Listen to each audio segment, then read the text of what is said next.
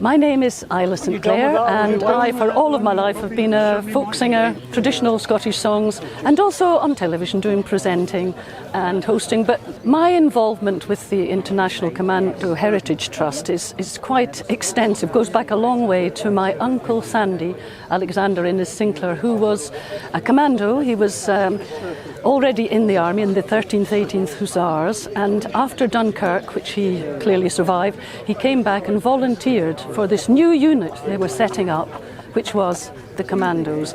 And he was with John Durnford Slater, and they were the first commando unit ever in action, Commando number 3, and he was in HQ, and for our family he was a huge hero. When he joined was, I think he was 18 or 19, and then he volunteered after Dunkirk, so he trained not far from here in one of the other centres. But he also trained a lot down south, because we have a lot of references to him training in Dover, in Largs, all sorts of places.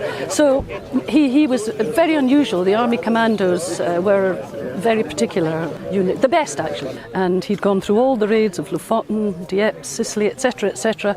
And then he was killed on D-Day. And of course that left his family bereft, absolutely bereft. And my mother, a talented songwriter and poet, she wrote this beautiful lament with him at the fore of her mind, but for all the boys, all the lads. There stands by yonder mighty Ben a monument to our commando men, silent braves, new engraves in lands ayont the sea. My mother, Zeta Sinclair, composed this lament after attending the unveiling ceremony of the Commando Memorial in 1952. Her brother Sandy was killed on D-Day, and the memorial brought a sense of closure and inspired her to write Lament for the Commandos. I've always sung it unaccompanied, and indeed she wrote it in just that fashion. Laddies bra, we are sae deep in debt to ye. Ah me, my heart is sair for ye. My heart is sair, sair for ye.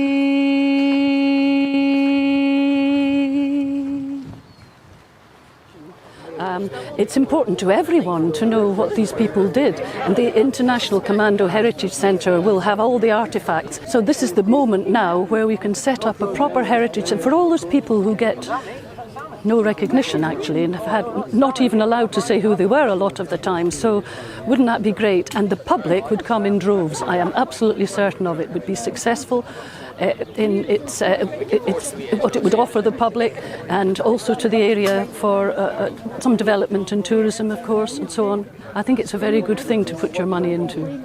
I've got all the artefacts of my uncle, a bar of soap. When he died, they give you all these things back, and I have them in my possession. The wallet, the army cards, all the different things that show what he did in the army. He actually was going to be a baker, but because of the Depression in 1936, he joined up, and then, as I explained, 13th, 18th Hussars into the Commandos, and so found himself in France. I think, though, if he'd survived the war, he probably would have settled down south, and been working probably in British Telecom or something like that. But for him, it would have been very easy. He used to hike every weekend, and he was out. I know all of these things from my relations who, do actually remembered him. Always away camping, always away hiking, as were most young men at that time.